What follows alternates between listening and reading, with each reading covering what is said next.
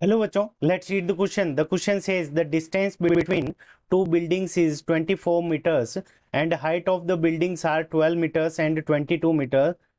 Find the distance between the tops. ठीक है बच्चों, तो हमें क्या करना है, बिल्डिंग के टॉप्स के बीच की डिस्टेंस फाइंड आउट करनी है।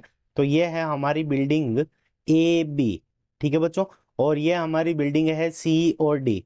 तो इनके टॉप्स के बीच की डिस्टेंस फाइंड आउट करनी है। इसका मतलब इसका टॉप यहाँ पे और इसका टॉप यहाँ पे है, ठीक है बच्चों।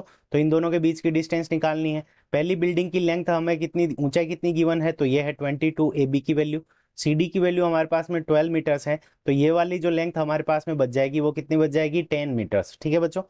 अब दोनों बिल्डिंग के बीच की डिस्टेंस हमें कितनी गिवन है, 24 मीटर्स, ठीक है बच्चों। तो ये वाली डिस्टेंस यहाँ पे इस पॉइंट को सी डी, यहाँ पे इस पॉइंट को अगर हम ई दे देते तो सी ई की वैल्यू लेंथ हमें कितनी गिवन है, 24 सेंटीमीटर्स, ठीक है बच्चों। तो अब देखो, इस क्वेश्चन को करने के लिए हम क्या करेंगे, की कंसेप्ट लगाएंगे, की कंसेप्ट। और की कंसेप्ट के अंदर हम क्या करेंगे कि पाइथागोरस थ्योरम का यूज करेंगे, ठीक है बच्चों। किसका यूज कर देंगे की कंसेप्ट के अंदर, पाइथागोरस,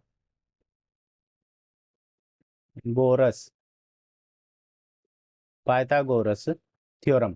अब पाइथागोरस थ्योरम से हम क्या कर सकते हैं, इस क्वेश्चन को सोल्व करेंगे।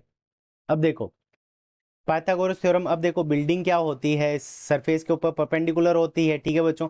तो यहाँ पे ये वाला एंगल 90 होगा, तो ये वाला एंगल भी क्या होगा, ये बिल्डिंग सीधी स्ट्रेट रहेगी तो ये वाला एंगल भी क्या हो जाएगा, हमारा 90 डिग्री हो जाएगा। तो हम ट्राइंगल ले लेंगे, तो इन ट्राइंगल ए ई सी, ठीक है बच्चों, इन ट्राइंगल ए ई सी। अब यहाँ पे देखो ई एंगल ई 90 डिग्री है, तो इसके सामने की साइड ये ए सी क्या हो जाएगी, हमारी हाइपोटेन्यूज हो जाएगी।